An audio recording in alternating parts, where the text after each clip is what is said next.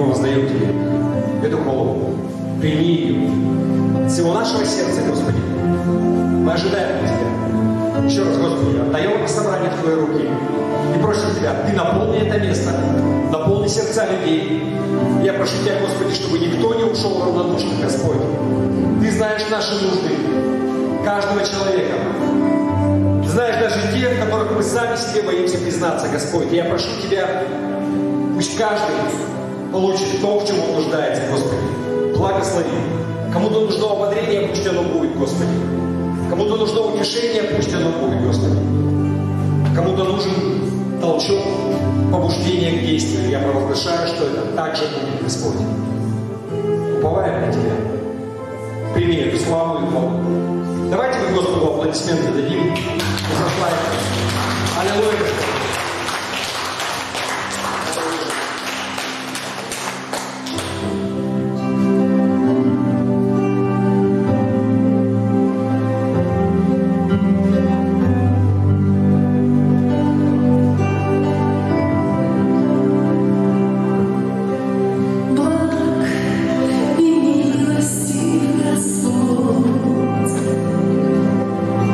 Здесь присутствие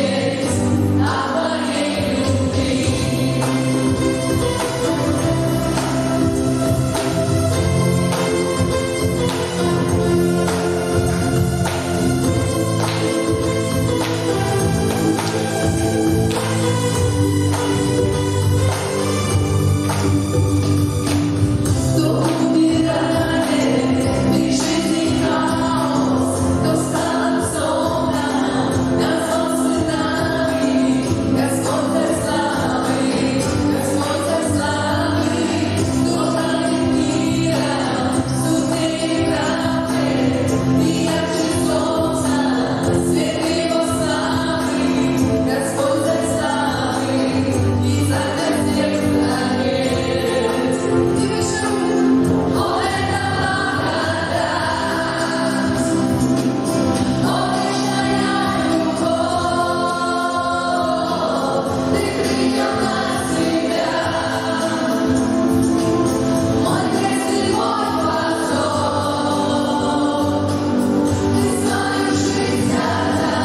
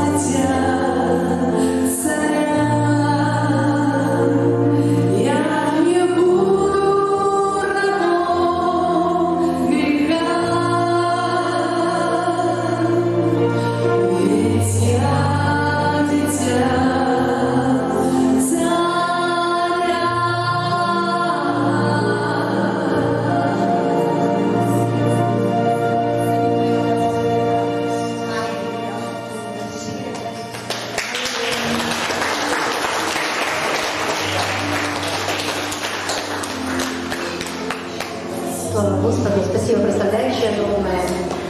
Драгоценные, ну, мы уже как всегда, как обычно, помолимся сейчас и просто дадим все нужды Господу, хорошо? Поэтому оставайтесь на своих ногах. Дорогой Господь,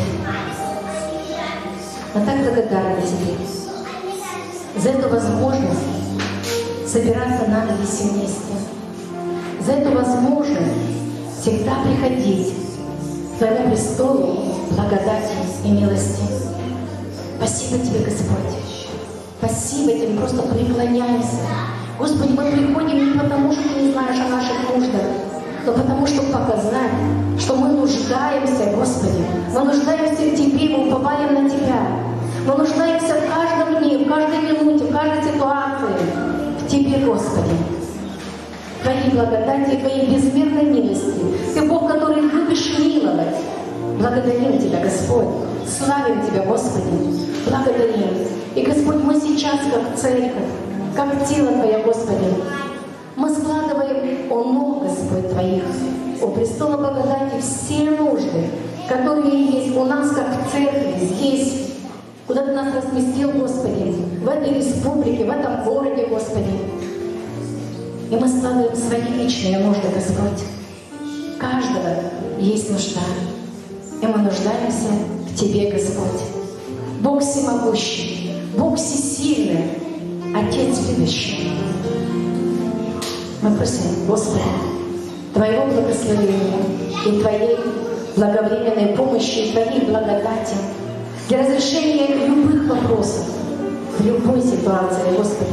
Мы приносим Тебе, Господь, нашу церковь и те нужды, которые есть, Господь, чтобы церковь, она росла не только физически, но она возрастала духовно и пришла, Господь, туда, куда Ты желаешь, Господи, чтобы она исполняла то, что Ты желаешь, Боже, и Твоя совершенная воля была в жизни как каждого из нас, так и церкви тела. Мы также молимся Тебе, Господь, за церкви, которые, Господь, в нашем регионе, Господь, и церкви, которые в нашем союзе, Боже, и мы благословляем Твоим святым именем. Да будет, Господь, Дух единства, Дух любви, Господь, и Дух премудрости на каждого. Благословляем пастырей, благословляем епископа Андрея, Боже, благодарим Тебя за этих верных мужей, за нашего пастора Алексея, благодарим Тебя, Господь, что они не побоялись взять ответственность, что они верные, Господь, Твои слуги, Твои дети. Благодарим, Господь, славим Тебя. И пусть, Господь, Твоя обильная любовь покрывает их семьи, Господь. И всякая нужда да будет разрешена, Господь. Наилучшим образом это значит от Тебя, Боже. Благодарим Тебя, Господь. Славим Тебя. И мы молимся, Господь, как церковь сейчас, Господь, за город. Мы молимся за нашу республику. Мы молимся, Господь, за те власти, которые, Господь, Ты поставил. И которые, Господи, сейчас стоят во главе, Ты Божий. Мы благодарим Тебя, Господи, и благословляем их мудростью от Тебя.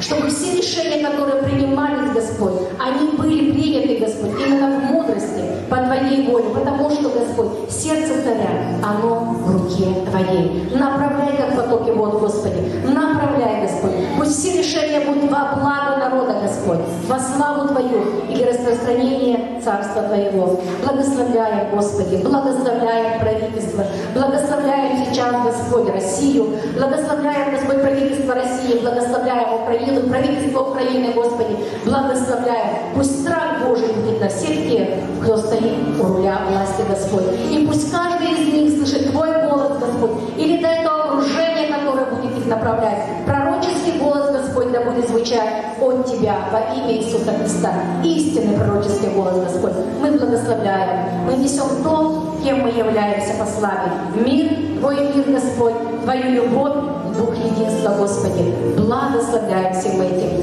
Благодарим Тебя, Господь. А мы также, Господь, имеем свои личные нужды. И сейчас, Господь, мы как церковь, как родина, хотим помолиться, Господь, за тех, кто особо нуждается сегодня, Господь. У нас есть те, которые в данную минуту, Господь, особо нуждаются в том, чтобы вы помолились. И давайте мы драгоценно согласимся и помолимся прямо сейчас за Нику, у которого есть недомогание, какие-то остаточные явления, и за Юлечку, которая вот прямо сейчас стала почему-то не совсем хорошо. Господи, мы поднимаем пред Тобой наших драгоценных брата и сестру, Господь.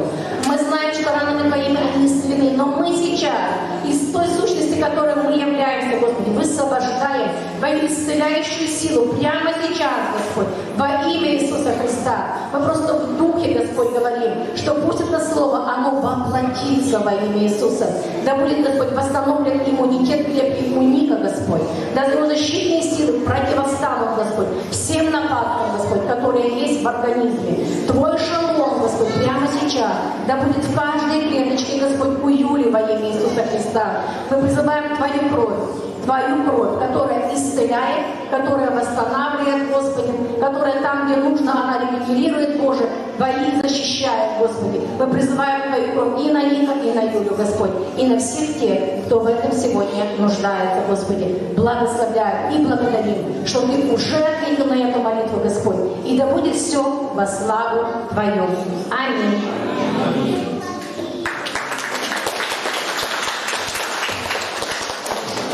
Аллилуйя. Дети, подростки, если у нас есть, выходите сюда, мы за вас помолимся, благословим вас. Как у нас это заведено, да, беременным можно выходить. Мы молимся за всех детей, кто уже появился на этот свет и кто только еще планирует. Аллилуйя.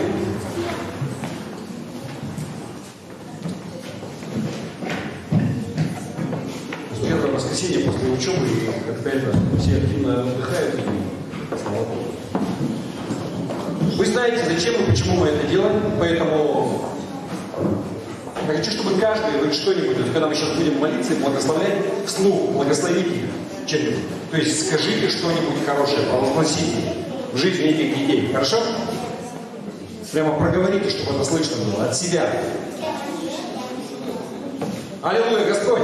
Благодарим Тебя за каждого ребенка, подростка, кто находится сейчас здесь, а также за всех детей, кто в нашей церкви, и они сейчас по каким-то причинам отсутствуют. Господи, мы всех их приносим перед Тобой и просим Тебя, Господи, благослови, как мы их сейчас благословляем. Всяким Твоим благословением, Господи. Просим Тебя, Господь, впереди лето. Господи, благослови, чтобы устроилось все. Если есть у родителей, у них какие-то планы, куда-то пойти, Господь, пусть отдохнут хорошо, пусть наберутся сил, пусть вступят в осень набравшиеся и впитавшие солнце и витамины, Господи. Устрой их отдых. И мы просим Тебя, Господи, пусть Твоя рука, она будет над каждым из них. В это лето уберегай их от зла, Господи. Наступает уже скоро сезон купания. Господь, я прошу Тебя, убереги каждого. Пусть войдут в осень все живые и здоровые. Господи, пусть ничто им не повредит. Господь, убереги их этим летом от плохих компаний, Господи. От дурного влияния, Господи. Дай мудрости и им, и родителям. Как обустроить отдых, Господи. Отец, мы просим Тебя также за тех, кто еще не сдал экзамены, кому еще только предстоит, за выпускников школ, Господь, благослови их. Дай им время подготовиться, дай им мудрости, Господи, и пусть им в какой-то мере сопутствует удача, Господь. Благослови, чтобы они получили как можно максимальный балл, чтобы из тех, кто планирует поступать, Господи, он поступил на специальность своей мечты, Господи, или то, куда они планируют.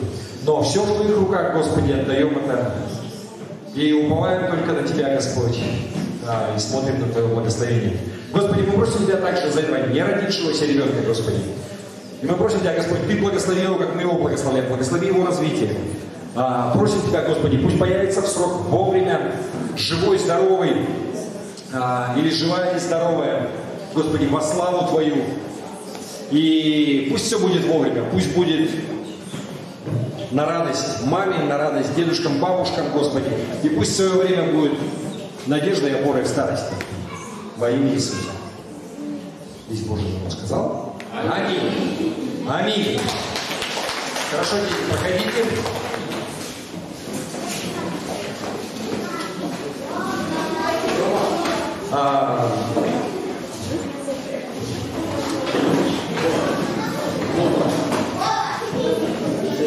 Да, я бы хотел также сделать несколько объявлений. Как вы знаете, у нас мы продолжаем пить чай и общаться после служений, поэтому добро пожаловать. Можно остаться, внизу будет накрыт стол, вернее он уже накрыт, и слава Богу, вот, Татьяне, Марии, а также всем, кто помогает им, если помогает и участвует в этом. Слава Богу за вас всех, слава Богу за тех, кто жертвует на это. Мы это делаем сами, вы знаете, да? Кстати, сказал жертва, и посмотрел, у нас видео нет, мы сейчас будем пожертвования тоже собирать. Можно попросить кого-то, кто у нас там? Андрей и Рома, сходите, там ведра попросите, пожалуйста, внизу, в этом, в пасторском кабинете. У нас Наталья Якунова уехала в отпуск, наверное, вот, дьякон наш. Мы за них молились, кстати, вот сейчас мы еще помолимся также за тех, кто уезжает. У нас чудесная парада стала. То есть, как бы, птицы тянутся на север летом, да, а мы все тянемся на юг, у кого отпуска начинаются. Поэтому, если вы уедете до следующего воскресенья, у нас есть вот одна семья, Владимир, Татьяна, мы за них помолимся. Если также кто-то еще есть, кто куда-то, кому предстоит дальняя дорога, можно будет выйти, и мы за вас также помолимся. Хорошо? Что еще у нас?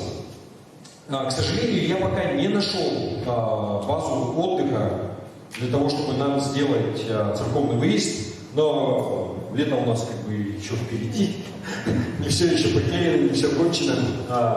Как я уже говорил, да, просто особый ажиотаж этим летом, потому что, видимо, все насиделись из-за ковидных ограничений, и везде все просто занято. Ну, по крайней мере, либо то, что я смотрел, но не совсем нам подходит. То есть вот после того, где мы были, я все-таки склоняюсь к тому, что, хотя там очень дорого, как-то, не знаю, за 35 тысяч за день. Как-то кажется дороговато, но просто идеальные условия для нас. То есть вода, туалеты, очень много места, очень большой тент, но у них тоже пока все занято. Я вот не знаю, может быть в июле попробуем мы все-таки найти. В общем, оставайтесь на связи, как что-то появится, мы вам сообщим. Все-таки я думаю, что церковный выезд – это важная вещь. Не хотелось бы пропускать, тем более, когда все открыто. Да? Кто-нибудь скажет аминь? Аминь. Аминь. Также у нас еще раз 27, 28, 29 и 30 будет молодежный выезд. Первый раз. Грандиозное событие, к которому готовится. Я смотрю, я просто состою в группе, в том числе, где все это дело обсуждается. Насколько я понимаю, там уже служителей взрослых уже столько же, сколько и детей. То есть, я спросил, говорят, что в принципе оно всегда так и получается. То есть, если молодежь не поедет, то мы просто ударно выедем сами. Будем друг другу служить. И уже, по-моему, 52 человека, слава Богу. Имеется в виду, это вообще все взрослые и подростки. То есть там где-то 26 на 26 получается. Но, может быть, очень много людей у нас приезжих с Невели, с Благовещенска, с Южно-Сахалинска. То есть служителя будут. И подростки также подтянутся, не только наши местные доморощенные, но и выращенные где-то по всему Дальнему Востоку. Не везде. Мы стараемся все-таки держать это компактно, потому что мы просто ограничены той базой отдыха, где это будет проходить. Вот. Чему я это говорю? Что я не знаю, мы все до сих пор никак не даем, я надеюсь, мы в следующем воскресенье сделаем какие-то реквизиты, потому что понимаю, что нам нужно будет вкладываться в это. Церкви имеется в виду, и поэтому, если у кого-то есть на сердце, участвовать материально, если вы не можете так послужить, то это будет здорово. Не донесли. Да, чуть-чуть. Мы чуть сейчас подъедем.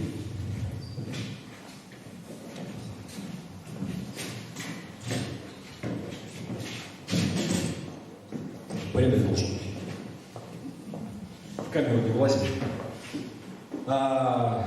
Какие у нас еще новости? Вы заметили, у нас дверь появилась. Я надеюсь, полезная вещь, которая будет отсекать у нас теплый воздух, чтобы он не уходил с первого этажа зимой, чтобы детей не было слышно. То есть, слава Богу, мы потихоньку продолжаем. И также, когда у нас появилась дверь, то есть теперь, если мы будем вести пыльные работы, мы хотим доделать комнаты, поставить стены, Господь даст в ближайшее время, этим летом. И вся вот эта пыль цементная, есть надежда, что она не будет поступать сюда, как помните, в прошлом году мы прямо вообще в таком авральном режиме. Не в авральном, но несколько у нас месяцев, прям было вообще круто. То есть мы до пятницы они здесь работают, пыль столбом, потом на 30-градусной жаре собирается пол церкви, которая здесь все это дело пылесосят, убирают, моют. Знаете, я сейчас смотрю, тогда было тяжело. Сейчас вспоминаешь, что было круто.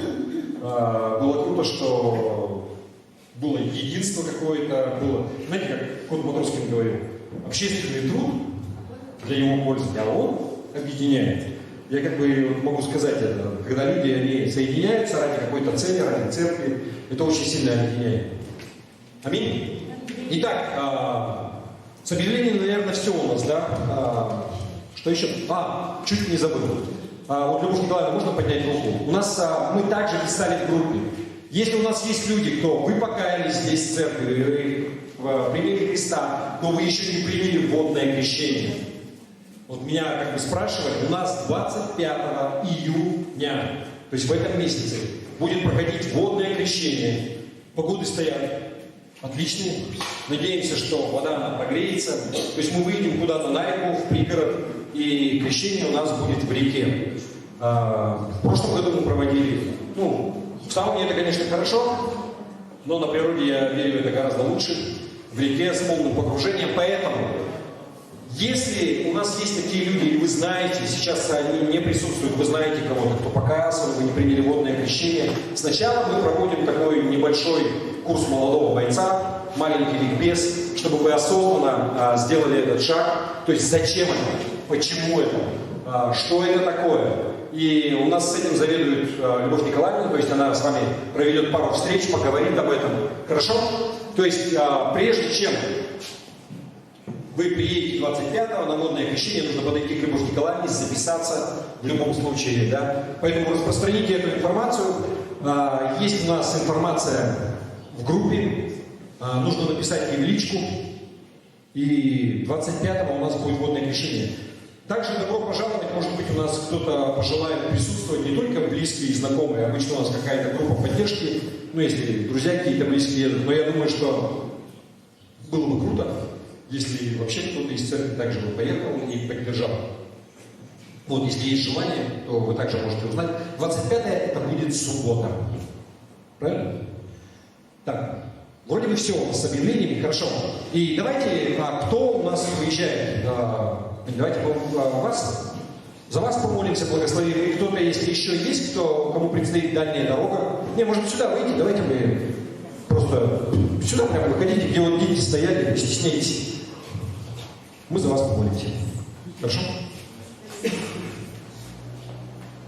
Когда надо выезжать? Что?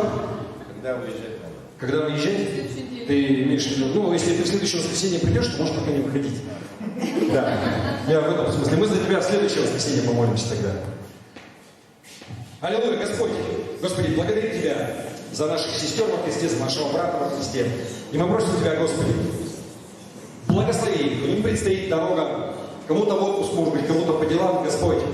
Мы просим Тебя, пусть Твоя рука будет над ними, уберегая их от зла во время их всех путешествий, Господи. Просим Тебя о том, чтобы вся техника, она работала безукоризненно. Расписание, если кому-то предстоит с самолетов, поездов, Господи, чтобы было без задержек. Стоит жара такая в центральной части России, Господи, благослови, чтобы везде было все хорошо, чинно, благопристойно, без всякого напряжения, Господи, чтобы кондиционеры везде работали, и в самолетах, и в поездах, и в зданиях везде, Господь. Благослови людей, с кем они могут общаться в этих поездках, Господи. Просто усмотри все встречи. Просим Тебя, Господи, убереги просто от злых людей, вообще от зла. Сделай так, чтобы они вернулись домой сюда, съездили, отдохнули и вернулись живые, здоровые, целые и невредимые, Господи. Просим Тебя, пусть Твоя рука будет над ними, Господи. Аллилуйя. И весь Божий народ сказал. Аминь. Все, благословения вам, хорошего отдыха. И хорошо, что они стоят вот, да? Почему не стоят? Уже можно тогда ведра по залу пустить. Десятинные пожертвования. Если вы первый раз в церкви, если я никого, наверное, не вижу, не напрягайтесь, это добровольные пожертвования. Но если вы что-то приготовили, можно давайте мы послужим этим Господу. Также у нас есть реквизиты, карты в группе, что если кто хочет сделать это в электронном виде. Вы заметили, что летом наступило? Внезапно, причем, да? Кто мог подумать, что мы неделю назад включали отопление в здании? Представляете, я вот всегда думаю, это просто Якутия, республика контрастов. Вот оно было холодно, и вот оно уже слишком жарко. Но это я к чему говорю, что если не задаться целью какой-то, да, или не принять твердое решение, что я буду ходить в церковь, то обязательно что-нибудь найдется, особенно в Якутии. То холодно, то жарко, как жить вообще непонятно. То слишком дубак и ничего не видно, то слишком жарко. Но, знаете, мужчины поймут, это как ездить на рыбалку или куда-то. Вот если ты не примешь решение и не отложишь все в сторону, ты вообще никогда никуда не поедешь. Потому что, особенно если у тебя дети, жена, то обязательно что-нибудь найдется. То же самое с церковью. Если так можно сказать, это в конечном итоге это решение. Просто решение, что я буду ходить. Поэтому я вам к чему это говорю? Что вы большие молодцы, что несмотря на жару, первое воскресенье у нас, да, когда дети закончили, я представляю, кто-то еще не досадил чего-то там на даче родником, картошки, наверное, многие еще поехали, там цветочки последние досаживать. Всегда что-нибудь будет. Но на самом деле, если подумать, раз в неделю 2 часа мы стараемся прямо улаживаться в 2 часа.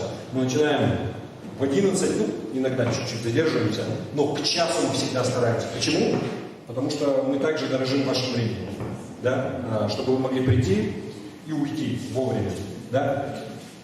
Верим, знаете, когда у нас бывают гости, бывает просто Дух Святой двигается по-особенному, тогда мы задерживаемся, но так. Просто я объявляю вас, не пропускайте.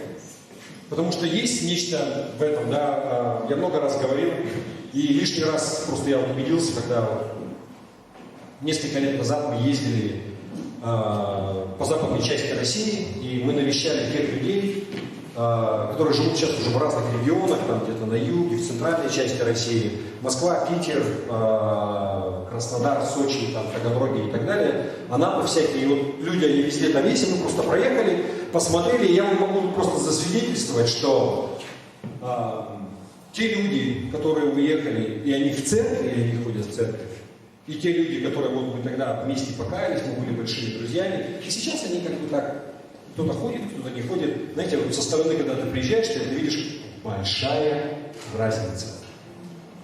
Да, можно быть верующим в Иисуса Христа и не ходить в церковь, но ты не сможешь быть, знаете, в такой полноте, войти вообще и в благословение, и в служение, если ты все-таки вне церкви. Потому что есть нечто особенное. Почему мы здесь собираемся? Да? Знаете, как камень точит, железо острит, так и здесь также люди в том числе. Не обязательно, то есть то слово, которое из-за кафедры звучит, хотя хочется надеяться, что оно уже вас вдохновляет. Но даже если ты приходишь, ты просто взаимодействуешь с верующими, ты молишься за кого-то, это тебя меняет. Аминь? Поэтому, я не знаю, зачем я это говорю, не планировал, но, наверное, кому-то надо. Если кто помнит, на протяжении последних собраний, несколько собраний, я делился учениках Иисуса, да, которым было поменено имя. Да. Либо им Иисус поменял, когда на прошлом, да, мы смотрели, то есть там вот сыны Громовы, да, или Симон, там был Петр, либо те люди, которые сами про себя говорили, у них такой был ярлык, они были известны, вы помните, мы начали с Матвея, который был мытарем, да, потом мы говорили про Симона, Зелота, как они вообще выживали вместе и что вообще происходит. Это, конечно, не самоцель, то есть мы берем что-то, да, это полезно знать вообще, что происходило, и вообще какой это имеет смысл для нас, как это преломляется для нас сейчас здесь, да. И сегодня я бы хотел поговорить еще об одном апостоле, об одном ученике, который известен как Фома неверующий, да. И на самом деле в Библии этого нигде нет, да, то есть его, там написано, что он был, Иисус ему говорил, что он сомневающийся, что он неверующий.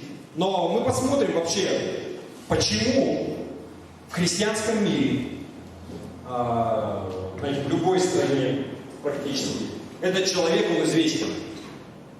И именно как Фома неверующий, кто-то его называет Фома сомневающийся, да, это там тонкости перевода.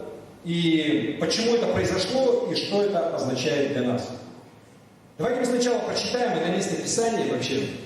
Это Евангелие от Иоанна, 20 глава, и с 24 по 31 стих.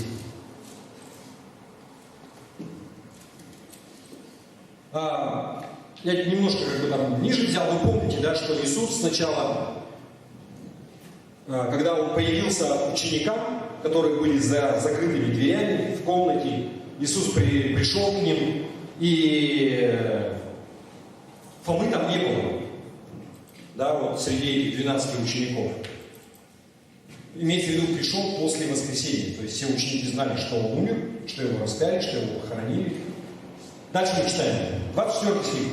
Фома же, один из 12, называемый Близнец, не был тут с ним, когда приходил Иисус. Другие ученики сказали ему: мы видели Господа. Но он сказал: если не увижу на руках его ран от гвоздей, и не вложу перста моего в раны от гвоздей, и не вложу руки моей в ребра его, не поверю.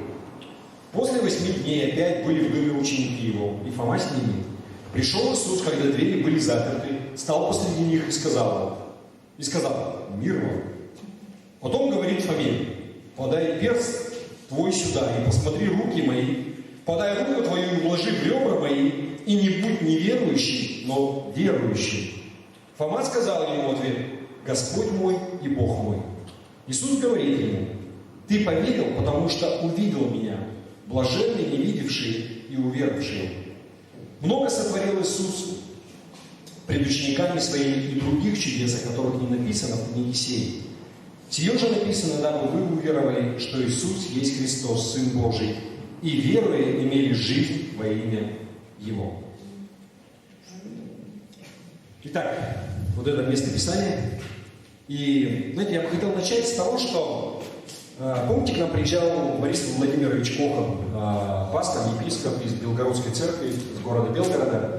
И помимо всего, что он делился, знаете, я запомнил одну историю, которую он говорил. Я не помню, к чему он ее рассказывал, это пример из его личной жизни. И он когда-то занимался бизнесом, продавал, по-моему, запчасти на сельхозтехнику, на какие-то трактора, не знаю, в общем, у него такие агрегаты, большие узлы. Вот. И какой-то, я не помню, верующий к нему подошел и говорит ему: слушай, есть такая вот тема, кровати массажные, ГБС называются.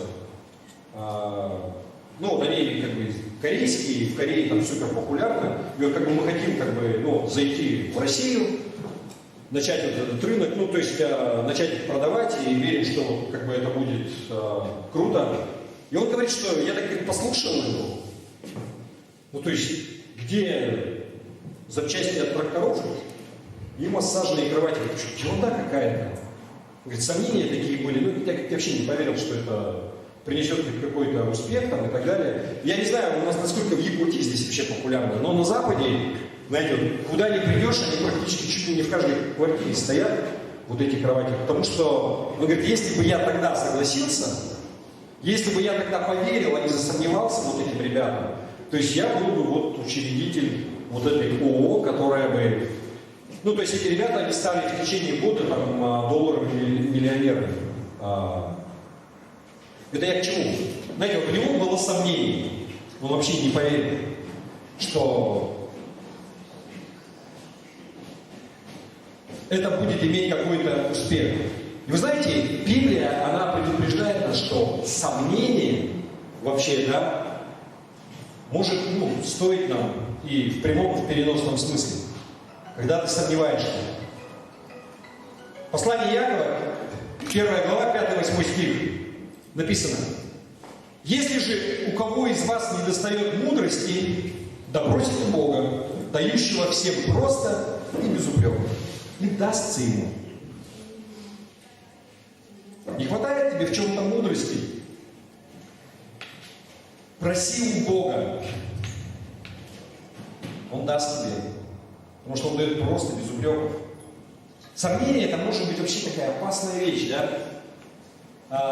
и я так плавно подвожу, не знаю, насколько плавно, к этому ученику, к апостолу, которого в наше время все называют Фома неверующий, И непонятно, когда его стали так называть, но, знаете, если посмотреть уже в VI веке, 6 век, то есть это, по нашим меркам это очень давно, уже появились произведения искусства, то есть картины, знаете, вообще Фома был очень популярный.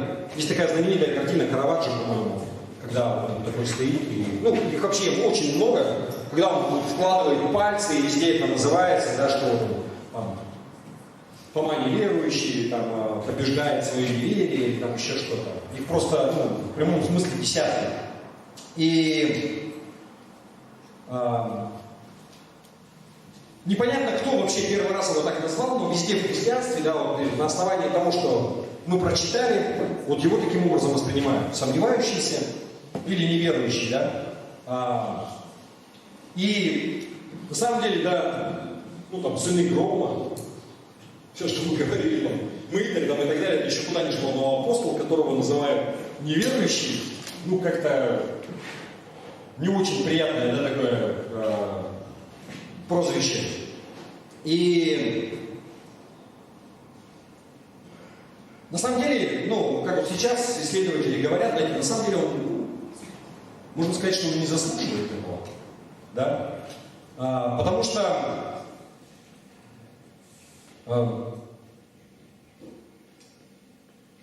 Фома, он потребовал, или сказал, что я пока не увижу каких-то доказательств того, Вот на слово, да, там, Иисус пришел, Он воскрес, и Он вот здесь говорит, я пока вот не увижу раны, которые были нанесены, пока не потрогаю, не поверю ни за что. И вот на основании вот этого вот ответа, да, то, что он вообще сказал, вот это вот к нему приклеилось. Но на самом деле, как апостол Фома, он, наверное, гораздо более там, известен за свою, знаете, преданность Христу, за свое послушание, за распространение Евангелия, за свою веру. То есть вообще по преданиям многие говорят, что это тот человек, который поехал в Индию, основал там церкви, и он как считают его покровителем там. Именно Фому. Я к чему это говорю, что на самом деле мы должны отдать какую-то дань уважения. Вообще на самом деле. Потому что в конце концов он принял истину, да? Он принял, чуть-чуть сомневался. Но на самом деле он не был плохим парнем, да? То есть вы понимаете, что Фома неверующий, это не означает, в смысле вот так говорят, только это, но вы нормально себя чувствуете? Не сильно устали, не душно, ничего? Мне тепло здесь, но я на вас смотрю тоже, как кажется, что...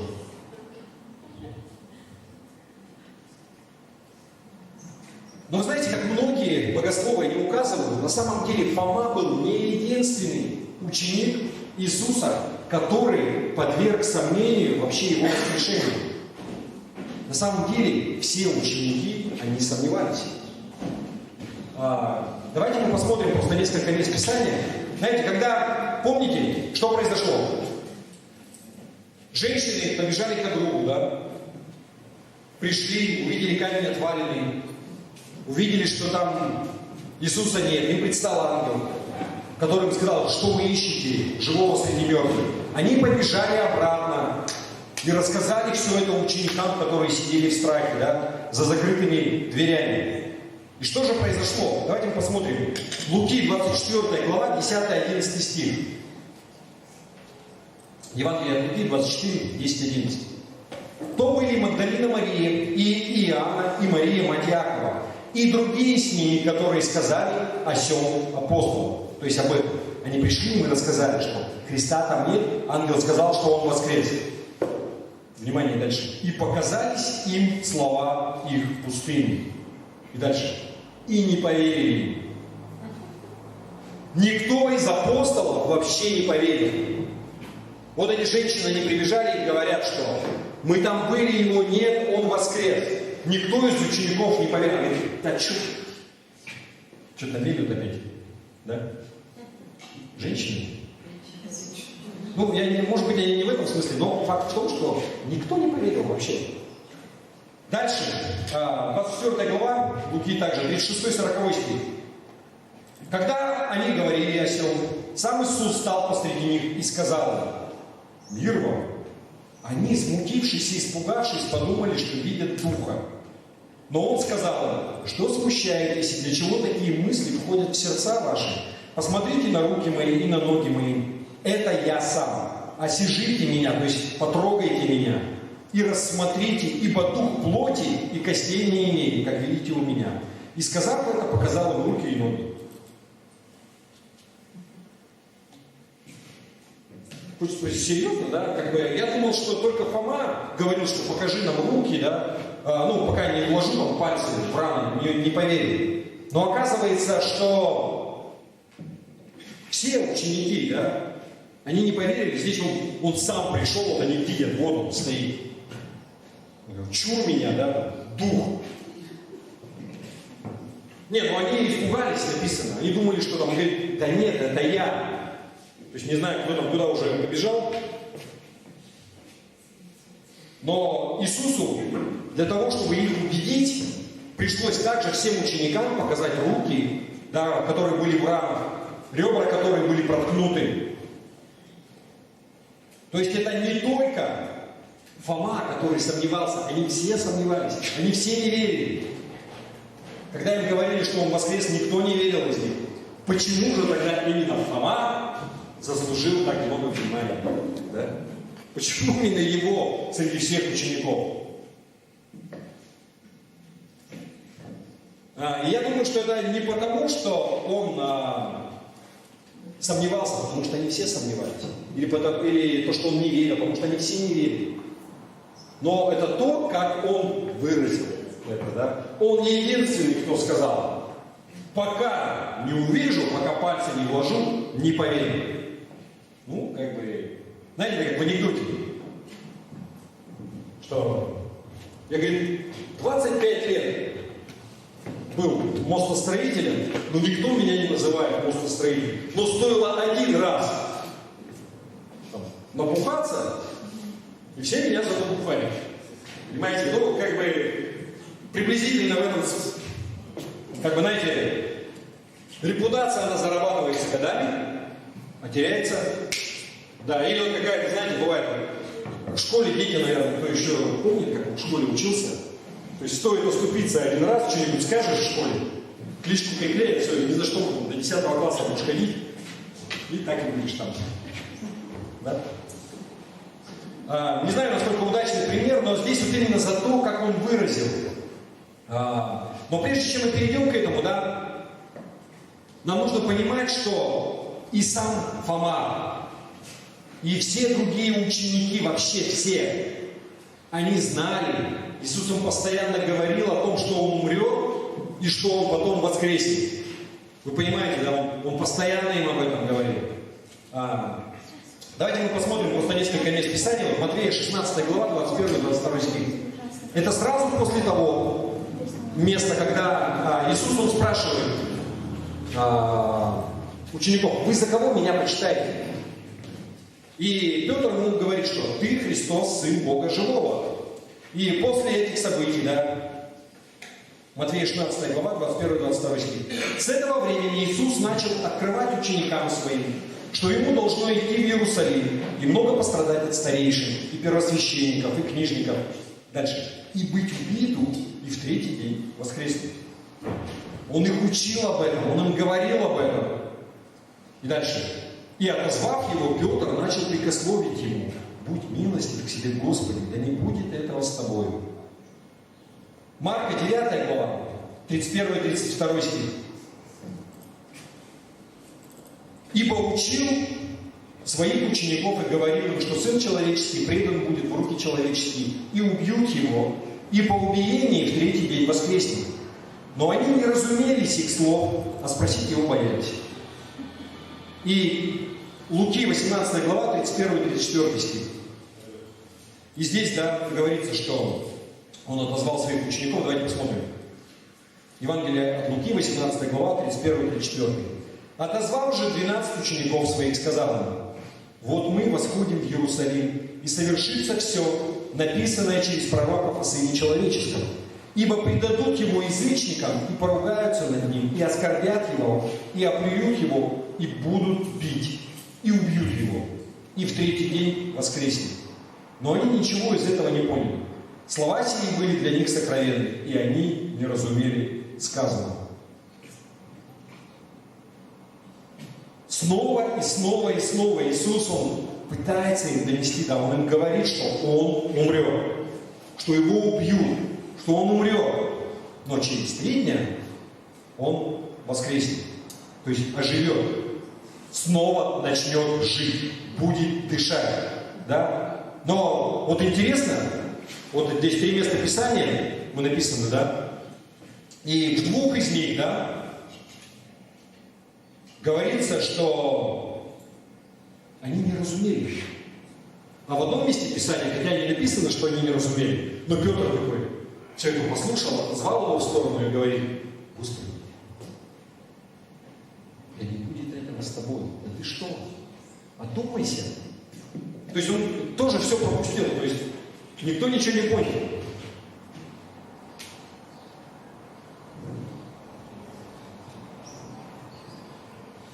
У меня, знаете, вот здесь в чем сейчас суть? Ученики хорошо понимали ту фразу, что он умрет, что его убьют. Но никто не понимал, что он воскреснет. То есть они легко воспринимали, что да, как вот Петр здесь. Господи, да не надо тебе, зачем? Что ты ему говоришь? Он же говорит, что он потом воскреснет, понимаете? Но они все слушают. Когда он говорит, что я умру, я погибну, меня убьют. Верим в это, да. И все, и дальше мозг он выключается, ну, такое чувство, что а вот то, что я воскресну, никто не воспринимает. Как написано, но они не разумели сих слов, а спросить его боялись. Ничего не понятно, ну, как бы, ну, что спрашивать? Или притчу опять расскажем? Такое чувство, что, ну, вы понимаете, да, я пытаюсь вам передать.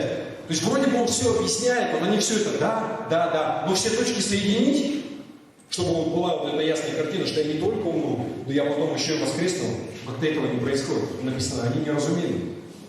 Они слышат, да, он умрет. Но что он потом опять жить будет, что-то как-то не воспринимается. И я к чему это говорю, что Фома, он также все это слышал. Вы согласны? Когда Иисус, он говорил, что он пойдет в дом к Лазарю, который уже умер, и который уже несколько дней, да, прошло с этого момента. И Фома, он понимал, да, он говорил, что потом пойдем в Иерусалим. Фома, он понимал, что есть опасность в этом. В том смысле, что ученики, книжники и фарисеи, они искали Иисуса для того, чтобы его погубить. И когда он это услышал, смотрите, что он говорит. Это Иоанна, Евангелие от Иоанна, 11 глава, 16 стих. Тогда Фома, иначе называемый Близнец, сказал ученикам: пойдем, и мы умрем с ним. Он понимает, что это опасно. Иисус пойдет, его там схватят, его могут убить. Он говорит: ребята, если не давайте, и мы с ним пойдем, и тоже вместе с ним погибнем. Он понимал, что Иисус, он умрет. Но он не понимал, что он воскреснет. Еще раз, да, это то, что я пытаюсь донести. Вот они слушали, но они не придавали вот этим словам Иисуса значения. Или как-то, пропускали их, я не знаю. И то, что я хочу сказать, Фома не единственный, кто вот это все пропустил мимо ушей. Что я воскресну. Все ученики так. Почему же Фома опять, да, получил вот это прозвище неверующий? Еще раз. Не потому, что он был неверующим, он в Иисуса доверил, да? Но из-за того, что он сказал, давайте мы еще раз, 25 стих, то, что мы читали, Евангелие от Иоанна 20-25. Фома говорит: другие ученики сказали ему: мы видели Господа. Но он сказал: если не увижу на руках его ран от гвоздей, и не вложу перста моего в раны от гвоздей, и не вложу руки моего в ребра его, не поверю. Вот за это. То есть никто больше из учеников себе такого не позволил.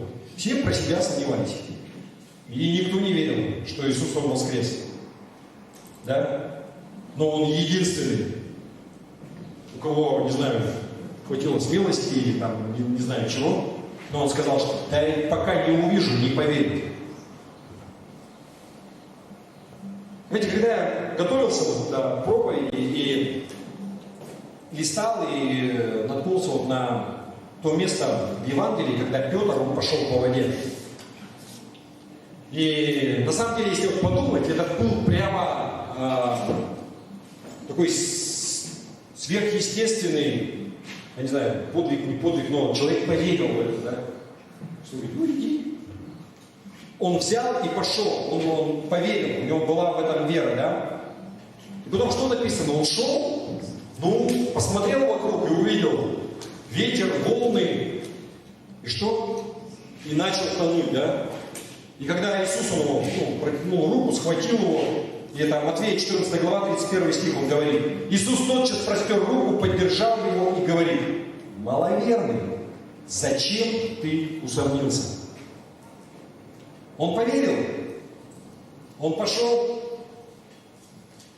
но потом начал что-то сомневаться, что-то как-то я куда-то не туда побежал, да, и начал тонуть.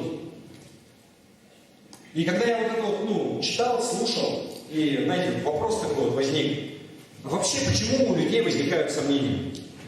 Вот по поводу веры, по поводу того, что мы читаем в Библии. Вот ты вроде бы читаешь, тебе там что-то говорят, и вот, ну, вроде бы все понимаешь, и соглашаешься, да, вот, да, и аминь. И потом, когда до тебя доходит до каких-то конкретных ситуаций, вот что-то, да, какой-то червячок сомнения где-то залазит, и думаешь, ну, как-то не знаю. Почему такие сомнения, они возникают?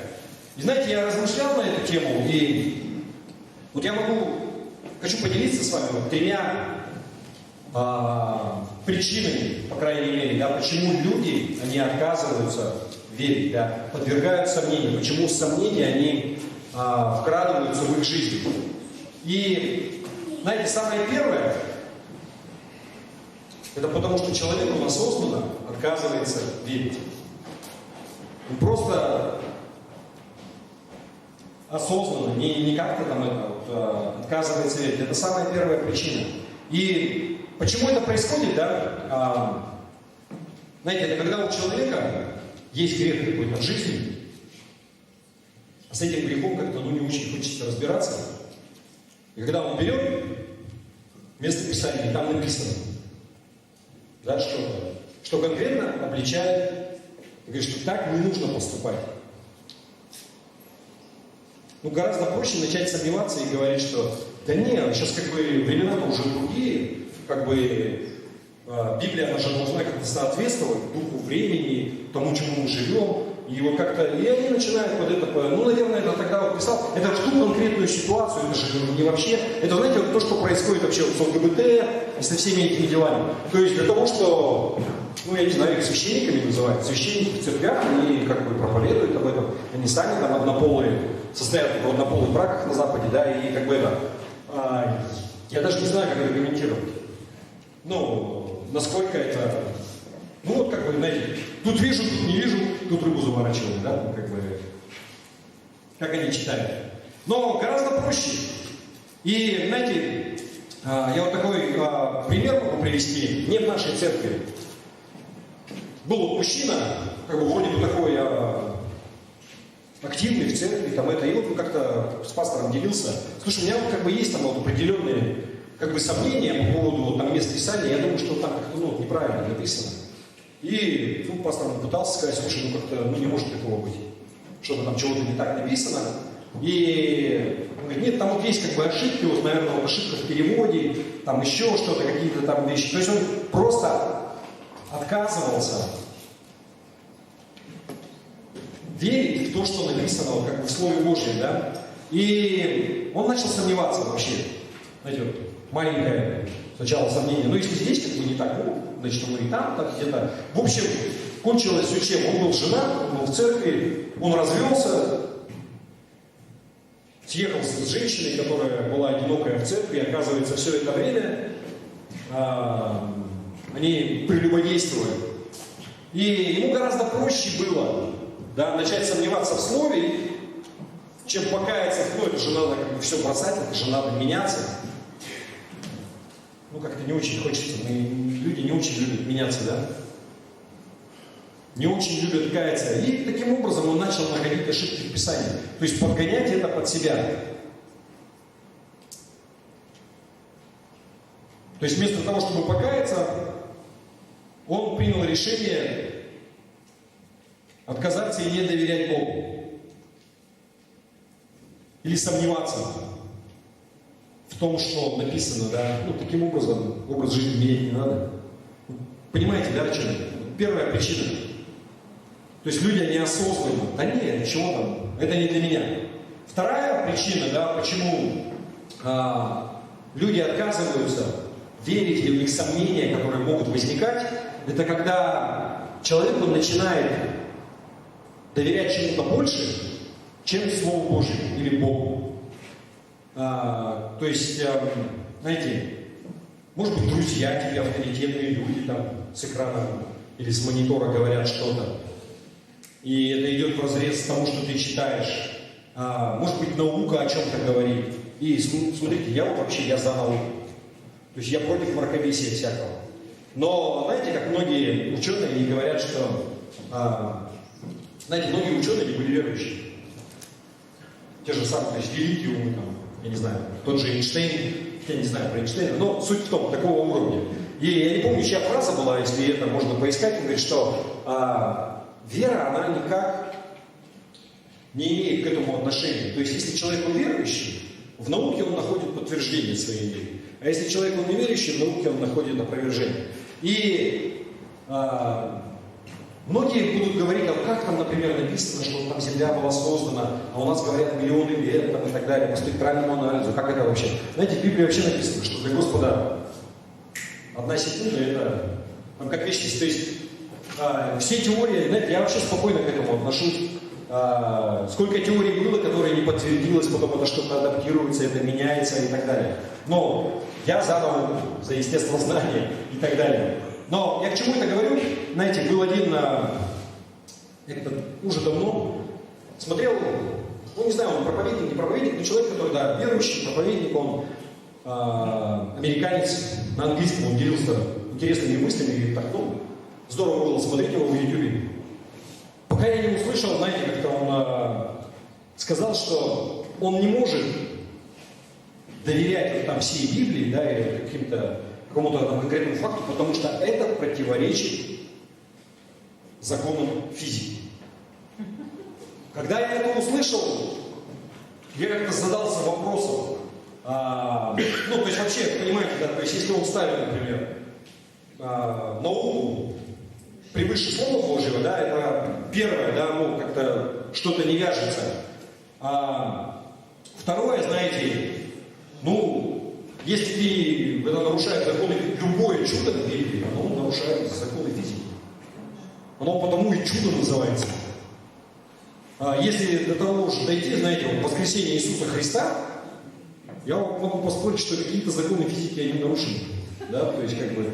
Потому что когда человек он перестал дышать, и он умер, ну, это против всех законов, что он. То есть до такого, знаете, можно договориться.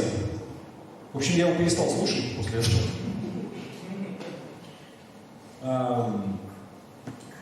Но это вторая причина, почему человек может начать сомневаться. Потому что он доверяет чему-то больше каким-то авторитетным людям, каким-то авторитетным физическим законам, естеству. То есть это идет против его разума, и вот он как бы он отказывается, да, и сомнение, оно может быть посеяно. И знаете, еще я как бы выделил такое. Часто у людей бывает сомнение просто потому, что они создали для себя вот образ Бога определенный. Вот у них он такой маленький Бог, который влазит вот в их маленькую коробочку и который не способен ничего сделать и изменить в их жизни. Вы, я не знаю, понимаете, о чем я? Вот часто, знаете, когда написано, что не создай там образа, но мы все равно у себя в мозгах создаем, да, на основании своего опыта, еще чего-то. И вот эти люди, знаете, вот они верят в такого Бога, который, он не делает никаких чудес. То есть они не просят его об этом. Чего просить-то? Потому что, ну, вот он маленький Бог такой, с маленькой буквы, вот он там живет где-то, и он ничего сделать не может. И они сомневаются просто потому, что они с самого начала не верят, что он может что-то сделать. Во многом к Писанию относится, знаете, к каким-то былинам. Вот там сказки были там для евреев, когда там, Ветхий Завет и так далее. Я не знаю, была ли это проблема у Фомы, ну то есть, что он верил, что Бог он не способен воскресить Христа из мертвых. Но он сомневался, да? И противовес этому, знаете, когда вот люди смотришь, и они верят в великого Бога. Да? Того Бога, который говорит, и это происходит, который повелевает, что-то меняется, да? Я не знаю, что он проявляет силу за тех, кто верит в него, потому что он так сказал. Итак, некоторые, они начинают сомневаться в Божьей истории, все, что написано, потому что они уже решили, что, ну, то есть по разным причинам, да, то есть либо осознанно из-за своего греха, может быть, они как-то, знаете, на подсознательном уровне это отталкивают, потому что не хотят каяться, или потому что они доверяют каким-то вещам, науке, друзьям, авторитетам каким-то больше, чем Божьему Слову, или потому что они изначально верили в какого-то вот такого маленького Бога, который, собственно, ни на что и не способен. И все эти, знаете, куда ни кинь, везде клин. Как бы, да, то есть любой из этих выборов это таит в себе опасность. И опасность в том, что ты не получишь тех благословений вообще, которые для тебя предназначены. Знаете, я такую фразу где-то прочитал, не знаю, откуда. То есть там молись, верь и получай. Или молись, сомневайся и скажи мечте прощай.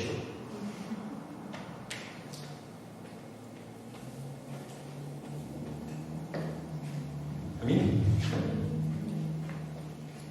Но кто-то вот так сидит, я понимаю, что мозги уже плавятся, жарко, что-то говорят и говорят. Но может возникнуть вопрос, а вот как насчет нас, если я не отношусь, вот насчет меня, я не отношусь к этим вот каким-то группам, да, и я верю в Бога, верю в Писание, верю в Иисуса, но у меня все равно иногда где-то, когда доходит, возникают какие-то сомнения, что вот лично для меня это осуществимо. Вот что какие-то вот обетования, да, мы все там кричим, да, я аминь, и там вот буду стоять в вере, там, и я не знаю, всевозможные такие крайности. Но вот где-то там я могу там вот так проявлять, а вот сомнения, но и себя ты не обманешь. Что делать-то? Знаете, я хочу, чтобы вы вспомнить историю про Петра, когда он пошел по воде. Вот он поверил. Иисус говорит, хочешь, иди. Он поверил и пошел. Но Иисус ему говорит, что он ему потом пеняет, потому что зачем ты усомнился вообще, маловерный? Начал сомневаться. То есть вот, классический пример, так же как у нас может быть. Ты поверил, ты что-то делаешь, и оно у тебя начинает работать, и потом начинаешь сомневаться, и все идет прахом. Откуда эти сомнения не возникают? Почему они возникают? Как от них избавиться? Вы знаете, я смотрю на эту историю, для нас, например. Петр начал тонуть, потому что он начал сомневаться. А начал он сомневаться почему? Не потому, что он отказался верить, что Иисус ему сказал, вот иди. Он же поверил, он пошел. Просто потому, что он взгляд с него убрал и начал смотреть вокруг. Он увидел волны, он увидел ветер, и тут же пришли сомнения. И он начал тонуть. О чем это нам говорит? Смотреть надо на Иисуса. Если ты начинаешь смотреть на проблемы вокруг, чё, капец. Сейчас, знаете, как 19-й год. Скорее бы закончился, там дальше будет лучше. 20-й, 21-й, я что-то не знаю, как бы. Сейчас смотришь на этих, кто там вспомнит, какие у нас там проблемы были. Помните, как там боялись за руку здороваться и так далее. Сейчас смешно кажется, да? На фоне того, что вообще происходит вокруг. Но суть в том, что и тебе, и мне, то есть я должен фокусироваться на нем, смотреть на него, на том, о чем он говорит. Знаете, вот это вот брать и на него смотреть. Как только ты начинаешь смотреть в сторону на свои проблемы, пиши пропало. То есть, если ты хочешь иметь сильную веру,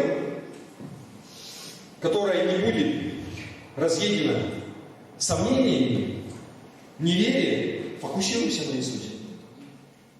Молись, читай, смотри на Него, то, о чем Он говорит, в твою ситуацию, а не то, что происходит.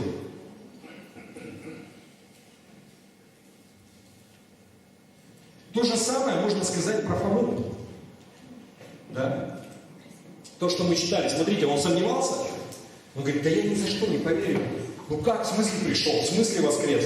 Пока не увижу рано, пока не вложу палец, не поверю.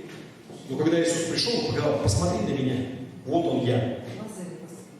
Он вложил, посмотрел, и что он сказал? Господь мой и Бог мой. Опять же, он смотрел на него. Иисус ему говорит, что круто, что ты поверил, но ты меня увидел. Но блаженны те, да, кто поверит, и, ну, это мы, про нас говорится, да, мы-то его увидеть не можем. Я как-то в одном паблике, не помню, то ли в Телеграме, то ли где в христианском, видел мемчик такой. Все понимают, да, что такое мемчик? Знаете, там такой, было написано: список причин, почему я не паникую, глядя на все, что происходит сейчас в мире. И дальше номер 1 написано: Иисус. И все. Это весь список причин, почему тебе не нужно паниковать. Смотри на него. Все, я заканчиваю. Я бы хотел закончить историей. Знаете, такая самая ободряющая история на нашу тему. Когда отец приходит к Иисусу и просит для того, чтобы он исцелил его сына, который одержим там бесовыми духами. И Иисус его спрашивает: давно это с ним? Он говорит: вообще с малолетства, да, с младенчества. И Марка 9 глава, 22-24 стих, говорится следующее. Отец говорит: и многократно дух бросал его и в огонь, и в воду, чтобы погубить его. Но если что можешь, сжалься над нами и помоги нам. Иисус сказал ему: если сколько-нибудь можешь веровать, все возможно верующему. И тотчас отец отрока воскликнул со слезами: верую, Господи, помоги моему неверию. И дальше Иисус он исцелил его сына полностью. Почему? Почему Иисус он исцелил этого парня? Потому что у отца были сомнения, у него было неверие. Он с одной стороны говорит: веру, он говорит: помоги моему неверию. И знаете, есть другое место в Евангелии, где написано, что когда Иисус он пришел в один город, да, и он не смог совершить множество чудес, потому что по неверию, да, тех людей, которые там жили, они не верили, он не сделал множество чудес, которые он хотел сделать там, да, из-за того, что у них было неверие. В чем разница между вот этим вот Иисусом, вот этим мужчиной, отцом, да, ради у которого Иисус он исцелил сына, и вот жителями вот этого города? Почему? И там вроде бы неверие. Там он не совершил множество чудес из-за их неверия. А здесь этот сомневается, говорит: Господи, помоги моему неверию. Но Иисус он исцеляет его сына. Знаете, я то, что вижу, там они отказались верить в Иисуса вообще. Как таковое, да? Вот в этом смысл. Ну, потому что неверие, оно может быть неверие в Бога или неверие в Иисуса Христа. Но здесь, да, этот мужчина, он осознанно пришел к Иисусу, потому что он понимает, что это единственная надежда вообще для его сына. Но у него есть сомнения. Да? Он говорит: Господи, исцели его, если можешь. Он говорит: если есть хоть чуть-чуть веры. Я верю, что хочешь там, да, помоги моему неверию. Но он его просит, он на него смотрит. Он говорит: Господи, помоги моему неверию. Я знаю, что ты можешь. У меня есть сомнения. Он признает это открыто, но он смотрит на Иисуса, да, он его просит. Он на нем сфокусирован. Я к чему это говорю? Что таким же образом мы можем побеждать наши сомнения. Когда ты смотришь на Христа, это единственный способ для того, чтобы преодолеть те сомнения и получить те благословения, которые у Бога есть для нас. И ты вроде бы читал, и ты знаешь: да, я там благословлен, вот там кровь Христа на меня омыла. Как только начинают сомнения приходить, вот ты смотри на Него и Его проси: Господи, помоги моему неверию. Это не... И Он делает, да потому что ты Его-то признаешь, и Он источник этого. Вы понимаете, о чем я? Такая вот грань здесь. Аминь? Что-то я как-то смазал концовку. Потому что мне уже целый. Я как-то хотел. Ну, хорошая история просто к тому, что как мы для себя. Знаете, вот Евангелие и Писание – это практичная книга. Я вообще за практическое христианство. Потому что можно сколь угодно долго говорить про любовь, про какие-то вещи, и стоять и петь аллилуйя. Но когда ты в повседневной жизни смотришь, не знаю, ближнего или дальнего, и кушать не можешь, да? Как в том фильме. Ну, то есть, на практике, если ты это не применяешь, что толку от этого вообще? Если твоя жизнь, она не меняется, чего толку?